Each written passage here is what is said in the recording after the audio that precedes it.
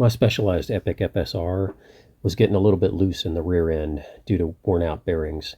So I've decided I'm going to replace them. I'm going to show you a couple of the little tips and tricks that'll help you get it done too, because nobody wants a loose rear end when they're out riding their mountain bike.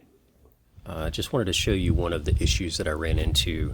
The bolt that goes through these three pieces of linkage is actually two separate bolts. One of them is the inner bolt is the one you need to take off first, and it's reverse thread. And you must take it off first, or you will do what I did and tear the bearing out of the middle as you try to loosen this one up, and it pulls the other one with it and tears the bearing apart. So it is backwards threading on the inner bolt, and take the inner bolt out first from the inside. And for me, it was just, I couldn't read this. There is a little arrow on the inside that I couldn't read because it was so dirty and scratched up. So I didn't realize it, took it apart, broke the bearing. Fortunately, I was able to get it out by prying with a screwdriver a little bit and then slowly sort of tapping it out. So don't make the mistake that I did. Now I'm going to put it all back together.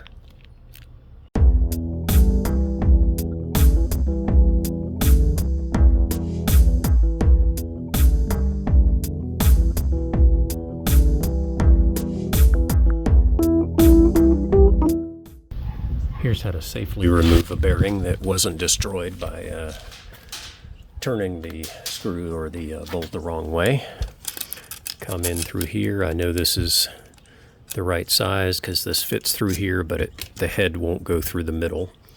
And then you get something like a socket that's bigger than the diameter of the bearing. See how that fits through there? Come on to here.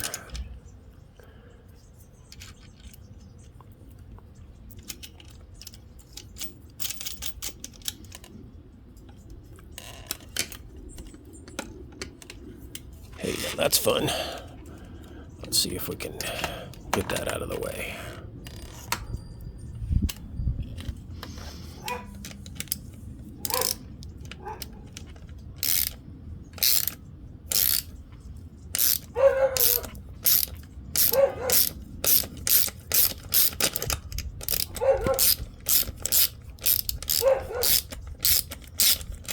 And voila, bearing removed. A tip for checking your bearings: if you're having a hard time feeling whether the thing is spinning or not, you can just take a marker and mark it, and then as you spin it, you can see it actually moving.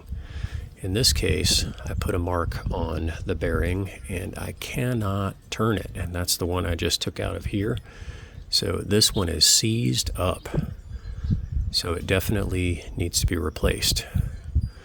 Replacement bearings were remarkably cheap. It was like 20 of them for $10 or something. So, and this is 8 by 16 by 5 for the width. I couldn't find places that would tell me what the size of these were before I took it apart, and that's why I started taking it apart.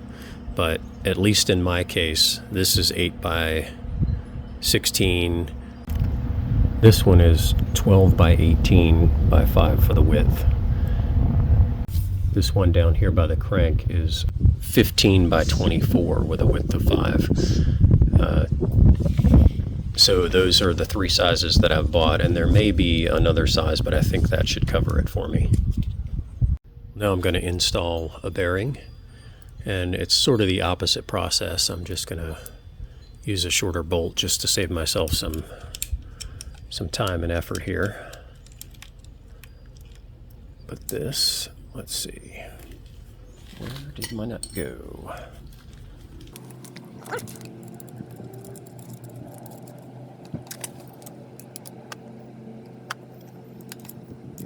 Why does it go in crooked?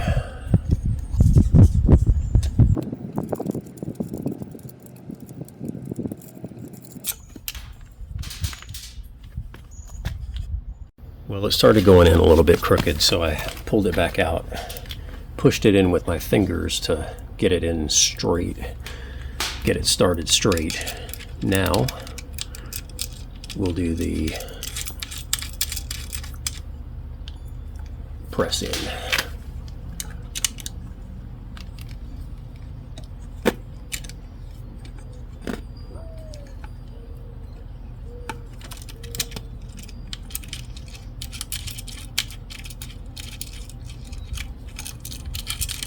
Okay, it's nice and flush now, but I'm going to push it all the way in now.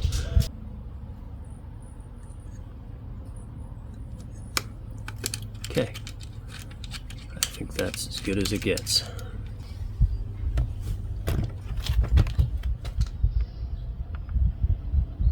Now to put it all back together, you go outer bolt first and then inner bolt.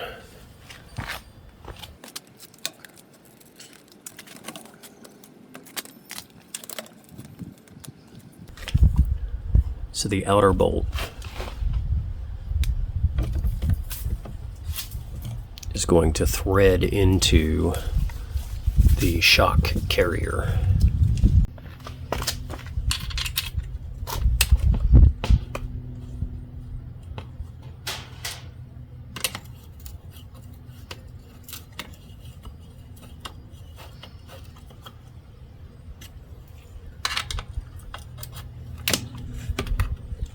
That can be fully tightened down, and that's on the bearing carrier for the outside. And then the inside, gonna line up like this.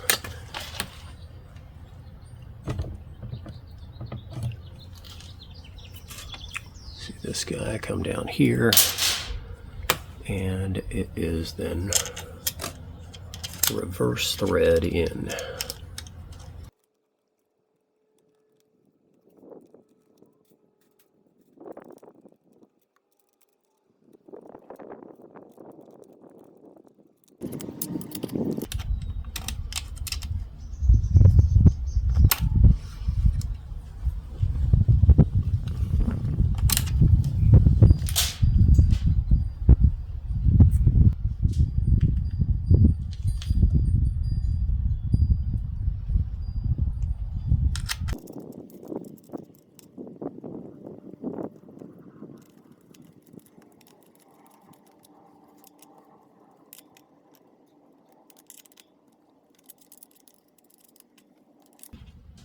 Okay, so as far as I can tell, that is the tricky part of doing the bearing, was this reverse thread bolt on the inside. I have a little bit of play in this bearing down at the bottom, near the bottom bracket, and I don't know how well this is going to show on the video, but hopefully you can see the movement. I can hear it. So there's a bolt on the other side that goes through, and then I will slide this out and pull the bearings out.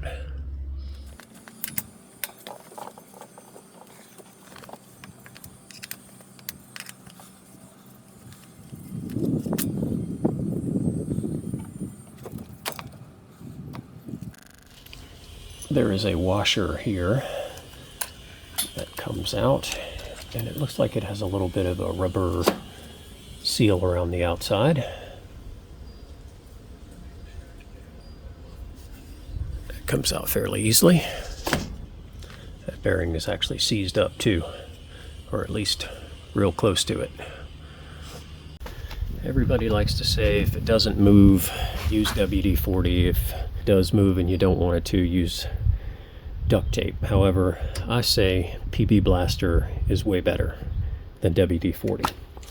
This stuff will loosen up crud, and let's hope it's carbon fiber safe.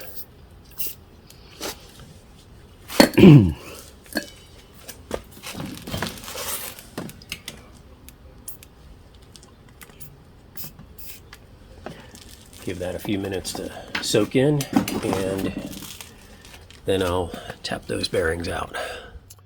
I don't have a blind bearing puller, so I just used a screwdriver and a hammer to lightly tap my way around to push the bearing out. This little guy goes through the middle in between them, and now I have a little bit better access to the bearing race on the other side, so that one will be a little bit easier. I'm going to use a bolt on that one. Here's the bolt I'm going to use. I'm going to slide it through the hole. It should fit through the bearing like this, and then it's got a pretty good head on it, and I will slide this down the other side and put a bunch of shims on it and slowly crank it out.